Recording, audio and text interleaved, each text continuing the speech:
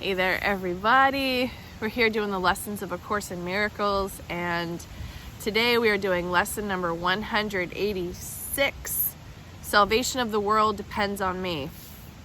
Yesterday's lesson, I want the peace of God. Man, I wanted it so bad. I just cracked open a whole nother opportunity for me to be emotionally depleted and, can't sleep last night and just dealing with all this nasty stuff. So, I think these lessons, in some cases, they cause problems because they're hitting all of your, untrue beliefs about yourself or whatever the case. It's like, for as many times yesterday as I said, I want the peace of God, I did not get it. And I still don't have it, but that's okay, because we're moving on to another lesson today. And great, now the salvation of the world depends on me. Don't hold your breath, okay? Fat chance on that one. I hope everybody else is having a better day. All right, here we go. Salvation of the world depends on me. Here is the statement that will one day take all arrogance away from every mind. Here is the thought of true humility, which holds no function as your own, but that which has been given you. It offers your acceptance of a part assigned to you without insisting on another role. It does not judge your proper role. It but acknowledges the will of God is done on earth as well as heaven. It unites all wills on earth in heaven's plan to save the world, restoring it to heaven's peace. I don't even know if I believe in any of this. Let us not fight our function, Jesus says. We did not establish it. It is not our idea. The means are given us by which it will be perfectly accomplished. All that we are asked to do is accept our part in genuine humility and not deny with self-deceiving arrogance that we are worthy. What is given us to do, we have the strength to do. Our minds are suited perfectly to take the part assigned to us by one who knows us well. Today's idea might seem quite sobering. Oh, you don't say. Until you see its meaning. All it says is that your Father still remembers you and offers you the perfect trust he holds in you who are his son. It does not ask that you be different in any way from what you are. What could humility request but this? And what could arrogance deny but this? Today, we will not shrink from our assignment on the specious grounds that modesty is outraged. It is pride that would deny the call for God himself. All false humility we lay aside today, that we may listen to God's voice reveal to us what he would have us do. We do not doubt our adequacy for the function he will offer us. We will be certain only that he knows our strengths, our wisdom, and our holiness. And if he deems us worthy, so we are. It is but arrogance that judges otherwise. There is one way, and only one, to be released from the imprisonment your plan to prove the false is true has brought to you. Okay, so maybe now we're getting somewhere. Accept the plan you did not make instead. Judge not your value to it. If God's voice assures you that salvation needs your part and that the whole depends on you, be sure that it is so. The arrogant must cling to words, afraid to go beyond them to experience which might affront their stance. Yet are the humble free to hear the voice which tells them what they are and what to do. Arrogance makes an image of yourself that is not real. It is this image which quails and retreats in terror, as the voice for God assures you that you have the strength, the wisdom, and the holiness to go beyond all images. You are not weak, as is the image of yourself. You are not ignorant and helpless. Sin cannot tarnish the truth in you, and misery can come not near the holy home of God. All this, the voice for God relates to you. And as he speaks, the image trembles and seeks to attack the threat it does not know, sensing its basis crumble. Let it go. Salvation of the world depends on you, and not upon this little pile of dust. What can it tell the Holy Son of God? Why need he be concerned with it at all? And so we find our peace. Maybe some of you. We will accept the function God has given us, for all illusions rest upon the weird belief that we can make another for ourselves.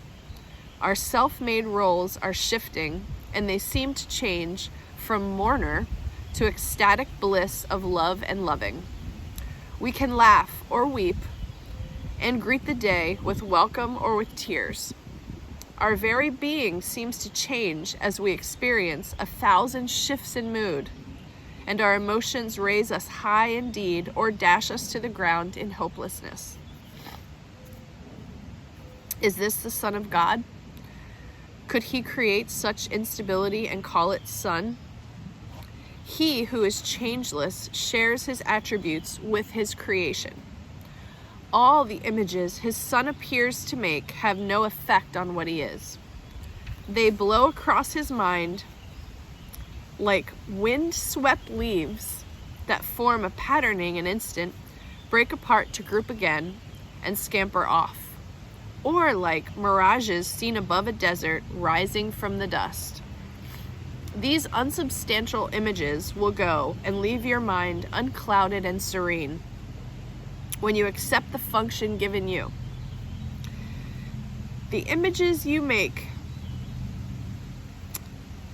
give rise to but conflicting goals, impermanent and vague, uncertain and ambiguous. Who could be constant in his efforts or direct his energies and concentrated drive towards goals like these? The functions which the world esteems are so uncertain that they change 10 times an hour at their most secure. What hope of gain can rest on goals like this? In lovely contrast, certain as the sun's return each morning to dispel the night, your truly given function stands out clear and wholly unambiguous. There is no doubt of its validity. It comes from one who knows no error, and his voice is certain of its messages. They will not change nor be in conflict. All of them point to one goal, and one you can attain. Your plan may be impossible, but God's can never fail because he is its source. Do as God's voice directs.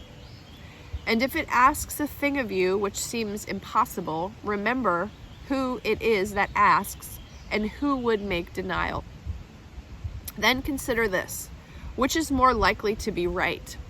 The voice that speaks for the Creator of all things, who knows all things exactly as they are, or a distorted image of yourself, confused, bewildered, inconsistent, and unsure of everything.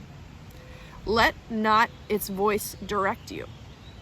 Hear instead a certain voice, which tells you of a function given by your Creator, who remembers you and urges that you now remember Him. His gentle voice is calling from the known to the unknowing. He would comfort you, although He knows no sorrow. He would make a restitution, though He is complete. A gift to you, although He knows that you have everything already. He has thoughts which answer every need His Son perceives, although He sees them not. For love must give, and what is given in His name takes on the form most useful in a world of form. These are the forms which never can deceive, because they come from formlessness itself. Forgiveness is an earthly form of love, which, as it is in heaven, has no form. Yet what is needed here is given here as it is needed. In this form, you can fulfill your function even here. Although what love will mean to you when formlessness has been restored to you is greater still. Well, that's something to look forward to, isn't it? Salvation of the world depends on you who can forgive. Such is your function here. Well, I'm just going to ask that everybody really hold some space for me and hold the light. Because like I said, if the salvation of the world depends on me today. Yeah. All right. So let's see what your forgiveness has to say about this lesson. Salvation of the world depends on me. You are blessed beings indeed. I am that one you know as Jesus. The ego perceives this statement as arrogant and senseless, but it is not. You have been given deep within your heart and mind knowledge of what interests and calls to you. You know your passion, something you're constantly curious about. It is a constant in your heart and mind that never wavers, even though you may live in different homes and do different things. There is an aspect of you that remains the same. It can be a desire to create beautiful things, help people, or master your voice in public speaking. It may be an overwhelming urge to study a spiritual text inside and out. All these indicators point little arrows to help direct you on your way. This being, Tina, used to read this statement and think it was crazy. She did not understand what her destiny was, but she had an overwhelming urge to study this material, A Course in Miracles. She had an overwhelming urge to find peace of mind, and so she forgave. She kept on until her perception shifted so much that she opened the portal between earth and heaven to make communication possible for us to her. You may read this conversation and think we initiated it, but it is not so. She initiated it by doing her forgiveness practice, relentlessly seeking peace of mind whenever an upset occurred, owning her perception and asking to change that perception so that she could see the truth. She sought that which she knew made her feel better. That was the guidance she had, unrelentingly turning her back to Course in Miracles over and over again. It made no sense to her at the time. Your passion, your guidance may not make any sense to you at this time. If it unrelentingly calls you, listen and trust that you are directed by your guides and teachers toward your sacred purpose. I am that one you know as Jesus, and we will speak to you tomorrow. All right, so I'm going to be listening to some guidance today. Definitely doing much better tomorrow. And this afternoon I'm going to go pick up my dog's ashes, so I feel like, another layer of something, emotional expression will come out of me today, which is good. I mean, at the end of the day, I guess all that's happening is just things that needed to be released are coming to the surface, and yeah, it's all part of this perfect plan that I don't exactly have access to right now, and it's pretty frustrating. But thanks for tuning in, everyone. Love to all. I'll see you tomorrow.